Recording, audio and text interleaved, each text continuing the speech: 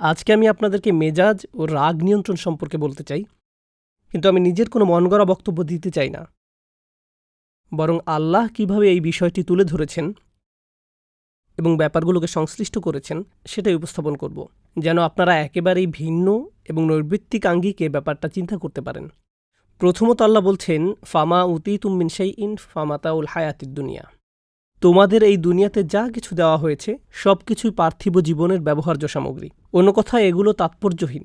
আখিরাতের জীবনে যা আসছে তার কাছে এগুলো কিছুই না, এবং আমরা এগুলো নিয়েই পড়ে আছি। আমরা মনে করি যখন আমরা কিছু পাই বা হারিয়ে ফেলি অথবা খারাপ কিছু ঘটে, এটাই বুঝি দুনিয়ার সব কিছু। এখানেই দুনিয়ার শেষ নয়। আপনাকে যা কিছু দেয়া হয়েছে তা হচ্ছে ব্যবহার্য সামগ্রী, মাতা। মাতা অর্থ এমন কিছু যা আপনি ব্যবহার করেন কিন্তু উপভোগের প্রয়োজন নেই।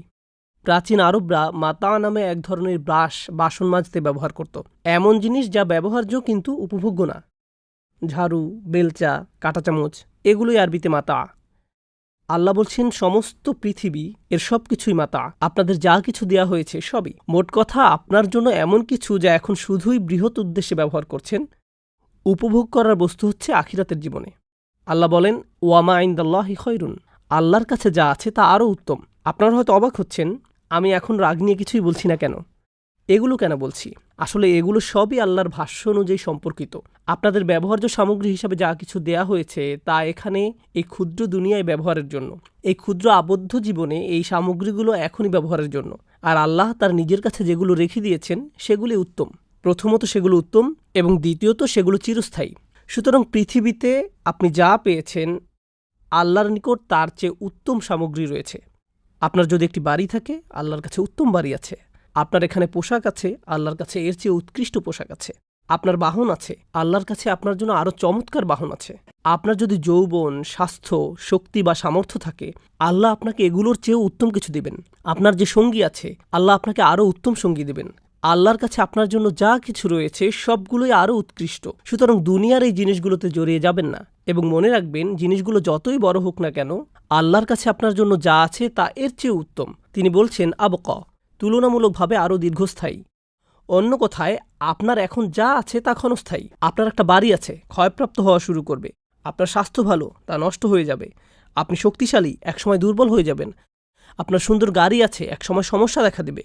আপনার বন্ধু আছে, হারিয়ে যাবে, অন্য শহরে চলে যাবে, কিংবা জীবিকার তাগিদে অন্যত্র চলে যাবে। এই জীবনে আপনার যাই হোক না কেন, কোনোটাই চিরস্থায়ী নয়। এই কারণে আল্লাহ বলেন, তুমি কি এমন কিছুর জন্য চেষ্টা করবে না যা উত্তম এবং চিরস্থায়ী? কিন্তু এটা কাদের জন্য? যারা আসলেই মুমিন। আল্লাহ যখন মুমিন সম্বোধন করেন তখন শুধু সাধারণভাবে বিশ্বাসী বোঝায় না, যদিও এটাও অন্তর্ভুক্ত। এটা ওই আয়াতের জন্যই, যারা আসলেই বিশ্বাস করে যে দুনিয়ার এই সামগ্রীগুলো পরবর্তী জীবনের কাছে কিছুই না। এটা তাদের জন্যই। তারা প্রচণ্ডভাবে বিশ্বাস করে, তারা প্রচণ্ডভাবে তাদের প্রভুর উপর বিশ্বাস রাখে।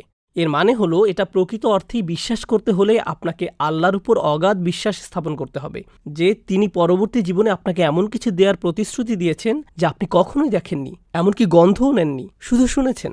তার কথার উপর বিশ্বাস করাই যথেষ্ট। শুধুই বিশ্বাসের প্রয়োজন। তিনি বলছেন তাদের জন্য যা তারা পরবর্তী জীবনে পাবে তা উত্তম এবং চিরস্থায়ী, কিন্তু এর বিশ্বাস ও আল্লাহর উপর ভরসা থাকা লাগবে। এরপর তিনি বলেন, ওয়াল্লাযীনা ইয়াজতানিবুনা কাবাইরাল ইসমি। এরা হলো সেই লোকেরা যারা আখিরাতকে দুনিয়ার উপর প্রাধান্য দেয়, যারা বোঝে এগুলো শুধুই ব্যবহার্য সামগ্রী। তারা কবিরা গুনাহ থেকে বিরত থাকে। এখানে আরেকটা ব্যাপার চলে আসে, সাগিরা ও কবিরা গুনাহ। আপনার প্রধান কাজ হলো কবিরা গুনাহ থেকে দূরে থাকা। আপনি যখন কবিরা গুনাহ করেন, আপনি বলতেই থাকেন, ওহ, আমার ছোটখাটো গুনাহ করা উচিত না। আপনি আসলে বড় গুনাহ থেকে বিরত থাকতে চাচ্ছেন। কাবাইরাল ইসম। পরে তিনি সুনির্দিষ্টভাবে বলছেন, ওয়াল ফাওয়াহিশ, সব ধরনের বেহায়াপনা। এটা বেহায়াপনা নিয়ে বক্তব্য নয়, রাগ নিয়ন্ত্রণ নিয়ে। অথচ এখন পর্যন্ত আমি রাগ নিয়ন্ত্রণ নিয়ে কিছুই বলছি না। আল্লাহ বলছেন কবিরা গুনাহসমূহ থেকে দূরে থাকা, এবং দূরে থাকো সব ধরনের কঠোরতা, অভদ্রতা আর নির্লজ্জতা হতে। এরপর তিনি বলেন, ওয়া ইযা মা গাদিবুহুম ইয়াগফিরুন। যখন তারা রেগে যায়, আমি এখনও বাক্যটা শেষ করিনি, কিন্তু এখন তিনি রাগ শব্দটি এনেছেন। দেখলেন কোথায় রাগ শব্দটি আনলেন? প্রথমে তিনি বললেন এই দুনিয়ায় আখিরাতের তুলনায় কিছুই না, কারণ এই দুনিয়া যদি সব হয়, ভুল কিছু হলেই আপনি রেগে যাবেন। কিন্তু এই দুনিয়া যদি আখিরাতের তুলনায় কিছুই না হয়, তবে কিছু পেলে বা হারালে অথবা ভুল হলে আপনার কাছে খুব বড় কিছু মনে হবে না। আপনি বলতে পারেন ইন্না লিল্লাহি ওয়া ইন্না ইলাইহি রাজিউন। নিঃসন্দেহে আমরা আল্লাহর কাছ থেকে এসেছি এবং আল্লাহর কাছেই ফিরে যাব। মোট কথা, আপনি সহজেই শান্ত থাকতে পারবেন। এটা ঘটবে যখন আপনি আত্মস্থ করবেন প্রথম শিক্ষাটি। দ্বিতীয় বিষয়টি হলো, আল্লাহ যেমনটি বলছেন বড় গুনাহ থেকে বিরত থাকা, তিনি বিশেষভাবে এটিকে উল্লেখ করেছেন সব ধরনের নির্লজ্জতা। নির্লজ্জতা কি? আপনার উত্তেজনা এবং আবেগকে নিয়ন্ত্রণের অক্ষমতা। আপনি উত্তেজিত হলেন, তা প্রকাশ করে ফেললেন। আপনার কোনো কিছু দেখার তাড়না জাগলো, আপনি বিরত না থেকে তাকিয়ে থাকলেন। আপনার কোনো জায়গায় যাওয়ার জিদ চাপলো, আপনি না পেরে চলে গেলেন। আপনার কারোর সাথে যোগাযোগ করার তাড়না জাগলো, আপনি বিরত থাকলেন না। এটা আল্লাহকে অখুশি করবে কিনা তা আপনার মাথায় এলো না। আপনি পারলেন না এই তাড়নাগুলো নিয়ন্ত্রণ করতে। আপনি যদি এই তাড়না ও আবেগগুলোর উপর নিয়ন্ত্রণ হারিয়ে ফেলেন, তাহলে যখন আপনি ক্ষিপ্ত হবেন তখনও আপনি নিয়ন্ত্রণহীন হয়ে পড়বেন। তাই যে ব্যক্তি নির্লজ্জ তার নিজের মেজাজের উপরও নিয়ন্ত্রণ নেই। কিন্তু যে তার লজ্জা সামনে রাখতে পারে এবং আবেগ নিয়ন্ত্রণ করতে পারে, যা কিনা আরও বেশি শক্ত, কারণ আমাদের সবারই উত্তেজনা আছে, আমাদের সব সময় তা সামনে রাখতে হয়। আপনি যদি তা পারেন, ক্ষিপ্ত হওয়া থেকে বিরত থাকা আরও সহজ হয়ে যাবে। আল্লাহ বলেননি তারা যখন রাগান্বিত হয় তখন শান্ত হয়ে যায়, বরং তিনি বলছেন তারা যখন রেগে যায় ওয়াহুম ইয়াগফিরুন, তখন মাফ করে দেয়। এখন রেগে যাওয়ার ও শান্ত হওয়ার একটা ব্যাপার আছে, এটা খুব কঠিন। চিন্তা করুন, কেউ আপনাকে খুব বিরক্ত করছে। আল্লাহ বলছেন যারা আল্লাহকে বিশ্বাস করে এবং আখিরাতকে দুনিয়ার উপর স্থান দেয়, তারা যখন খুব রাগান্বিত হয় তখন ক্ষমা করে দেয়। সুবহানাল্লাহ, সুবহানাল্লাহ। আমরা শান্ত অবস্থাতেই ক্ষমা করি না। আল্লাহ বলছেন যদি আপনি সত্যিকার অর্থে এমন মানুষে পরিণত হতে চান যারা আখিরাতকে প্রাধান্য দেয়, তাহলে রাগান্বিত অবস্থাতেও আপনার ক্ষমা করা শিখতে হবে। কি চমৎকার এক মানদণ্ড তিনি দিয়েছেন! এটা সর্বোচ্চ সামর্থ্য সম্পন্ন লোকদের জন্য। আল্লাহ আমাদেরকে সে তৌফিক দান করুন। এর পরের আয়াতে তিনি বলেন, আপনি রেগে যেতে পারেন, প্রতিশোধও নিতে পারেন। যদি আপনার সাথে খারাপ কিছু করা হয়, আপনি তা ফিরিয়ে দিতে পারেন। কেউ আপনাকে চর দিলে আপনি তাকেও চরও দিতে পারেন। এর অনুমোদন ইসলামে আছে।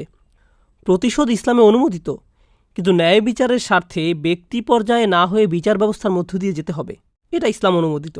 কিন্তু আল্লাহ বলেন আপনি যদি এখনও সুন্দরভাবে ক্ষমা করতে, ফামান আফা আও আসলাহা, এবং সম্পর্ক সুন্দরভাবে পুনঃস্থাপন করতে পারেন, শুধু রাগ দমন নয়, ক্ষমা করতে পারেন, তবে কি পুরস্কার পাবেন?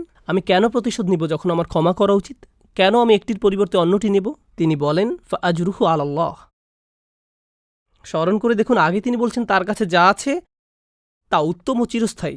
এবার তিনি বলছেন আপনি যদি কাউকে ক্ষমা করতে চান, আপনার রাগ দমন করেন, এর পুরস্কার এত ব্যাপক যে এটা বর্ণনা করা সম্ভব না। শুধু এটাই বলা যায় যে তা আল্লাহর কাছে আছে। আল্লাহই আপনাকে দেখবেন। এর বর্ণনা এতই বিস্তৃত যে শুধু এটুকুই বলা যায়, আল্লাহর হেফাজতেই আছে আপনার পুরস্কার। সুবহানাল্লাহ। আল্লাহ আমাদের সবাইকে রাগ নিয়ন্ত্রণ সহজ করে দিন, শান্ত থাকার তৌফিক দান করুন এবং বিশেষভাবে ক্ষমা করার যোগ্যতা দিন, নির্দিষ্টভাবে যখন পরিবারের সদস্যদের ভিতরে এটা ঘটে, কারণ আমরা পরিবারের ব্যাপারে খুবই অসহিষ্ণু। বারাকাল্লাহু লি ওয়া লাকুম ফিল কুরআনিল হাকিম।